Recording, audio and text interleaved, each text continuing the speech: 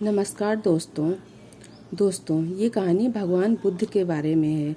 एक बार भगवान बुद्ध वाराणसी से राजगृह, जो कि मगध की राजधानी है, जो कि राजा बिंबिसार का राज्य था, जा रहे थे। वह धीरे धीरे वनों एवं धानों के खेतों का आनंद लेते हुए चले जा रहे थे। दोपहर को मार्ग में पड़ने वाले ग्राम में भिक्षाटन के लिए रुके। उसके बाद वह शांतिपूर्वक भोजन करने के लिए वन में चले गए। उसके बाद वह छायादार वृक्ष के नीचे ध्यान साधना में लीन हो गए। जब उन्हें ध्यान करते हुए कुछ घंटे व्यतीत हो गए, तब अच्छे परिधान पहने कुछ युवक उधर से गुजरे, जो किसी बात पर उत्तेजित हो रहे थे। कुछ ने वाद्य यंत्र पकड़ रखे थे। उनमें से एक युवक ने बुद्ध को नमन किया और पूछा, सन्यासी जी, क्या आपने इधर से किसी लड़की को भागकर जाते देखा है? भगवान बुद्ध ने पूछा, तुम उस लड़की को क्यों खोज रहे हो? उस युवक ने सारी कथा कहनी आरंभ की कि वे लोग वाराणसी के थे और मौज मस्ती करने जंगल में आए थे। अपने साथ साथ वे वाद्य यंत्र और युवती को भी मनोरंजन के लिए लाए थे। जब वे लोग नाच गाना और खाना पीना समाप्त कर चुके, तो वहीं लेटकर झपकी लेने लगे। लेकिन जब वह जागे तो उन्होंने पाया कि युवती हम सबके जेवरात चुराकर भाग गई है। तभी हम उसे खोज रहे हैं। भगवान बुद्ध ने शांत भाव से उन युवकों की ओर देखा और पूछा, अच्छा बताओ, इस क्षण तुम्हें उस युवती को खोजना अच्छा लगेगा या स्वयं को खोजना? भगवान बुद्ध के इस प्रश्न से युवक भौचक्के रह गए। फिर पहले युवक ने उत्तर दिया, आदरणीय मान्यवर, हमें पहले अपने को ही खोजना चाहिए। भगवान बुद्ध ने कहा कि जीवन को वर्तमान क्षण में ही खोजा जा सकता है, किंतु हमारा चित्त शायद ही कभी वर्तमान क्षण को जी रहा होता है। वर्तमान क्षण के स्थान पर हम या तो अतीत को खंगालते रहते हैं अथवा भविष्य विषय कामनाएं करते रहते हैं। हम समझते हैं कि हम अपने आत्मबोध में जी रहे हैं, किंतु वास्तविकता यह है कि हम कभी भी अपने व्यक्तित्व के वास्तविक सानिध्य में नहीं रहते। हमारा चित्त या तो बीते कल की स्मृतियों के पीछे भागता रहता है या आने वाले कल के सपनों के पीछे। जीवन के संपर्क में आने का एकमात्र उपाय है वर्तमान के क्षण को जीना। एक बार यह जान जाओगे कि वर्तमान के क्षण में कैसे लौटा जा सकता है, तो तुम सचेतन हो जाओगे और उसी क्षण अपने वास्तविक स्वरूप को पहचान सकोगे। इन कोमल पत्तियों की ओर देखो, जिनका पालन धूप का प्रकाश कर रहा है। क्या तुमने कभी सौम्य और चेतन हृदय से इन हरी पत्तियों की ओर वास्तव में देखा है?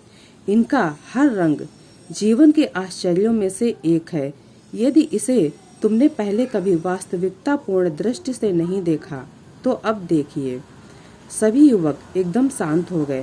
वे ध्यान से बुद्ध की उस तर्जनी से सांकेतिक हरे पत्तियों को देखने लग गए, जो दोपहर की वायु में धीरे धीरे लहरा रही थीं।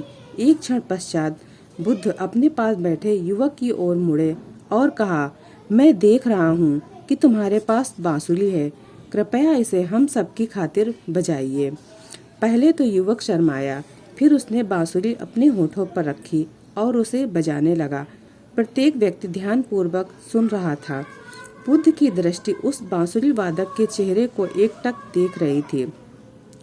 अकस्मात बांसुरी वादक युवक ने बुद्ध के हाथ में बांसुरी देते हुए कहा, आदरणीय सन्यासी जी, अब आप हमें कोई गीत सुनाइए।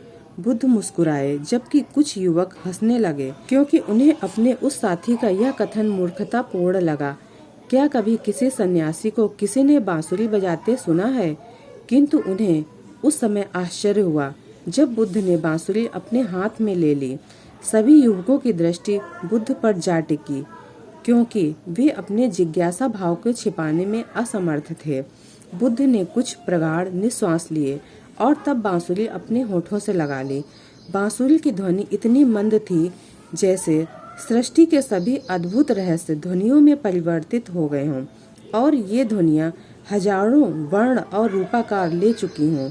वे ध्वनियाँ पवन के समान विलंबित और तीव्र वर्षा के समान द्रुत, अपने ऊपर उड़ते हंस के समान स्पष्ट, लोरी के समान आत्मीयतापूर्ण, चमचमाते रत्न के समान प्रकाशवान हों। वन पक्षी उस संगीत को सुनने के लिए अपना गाना भूल गए थे और मंद पवन तक पत्ते हिलाना बंद करके थम गया था। सारा वन प्रदेश पूर्ण शांति, निर्मलता और अद्भुतता से भर उठा था। बुद्ध के पास बैठे सभी युवक भरपूर ताजगी से परिपूर्ण हो गए और अब पूर्णतया वर्तमान के क्षण में स्थिर हो गए थे। बुद्ध ने जब बांसुरी नीचे रख दी, तब भी उसका संगीत उनके कर्णरंध्रों में गुंजरित हो रहा था। किसी भी युवक के मन में उस युवती और उसके द्वारा चुराए हुए आभूषणों का विचार तक शेष नहीं रह गया था।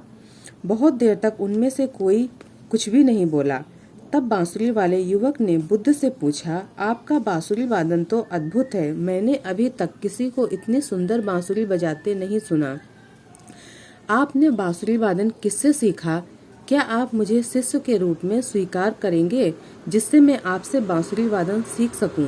भगवान बुद्ध मुस्कुराए और कहा, मैंने बांसुरी बजाना उस समय सीखा था जब मैं बालक ही था, और अब लगभग 7 वर्षों से बांसुरी उठाई तक नहीं है, लेकिन मेरी बंसी ध्वनि अब पहले से अच्छी हो गई है। युवक बोले, गुरुदेव, यह कैसे हो सकता? यदि आपने 7 वर्षों से अभ्यास नहीं किया तो बांसुरी बजाने में सुधार कैसे हो सकता है? भगवान बुद्ध ने कहा, बांसुरी बजाना केवल अभ्यास पर ही निर्भर नहीं करता। अब मैं पहले की अपेक्षा अच्छी बांसुरी इसलिए बजा पाता हूँ क्योंकि मैंने अपने सच्चे आत्मभाव के दर्शन कर लिए हैं। तुम कभी भी कला के उच्च शिखर पर तब तक नहीं पहुँच सकते जब तक पहले अपने हृदय में विद्यमान अप्रतिम सौंदर्य को अनुभूति नहीं कर लेते। यदि तुम वास्तव में बहुत सुंदर बांसुरी वादन करना चाहते हो तो तुम्हें आत्म जागृति के पथ पर चलकर पहले अपने आत्मन को पहचान लेना चाहिए।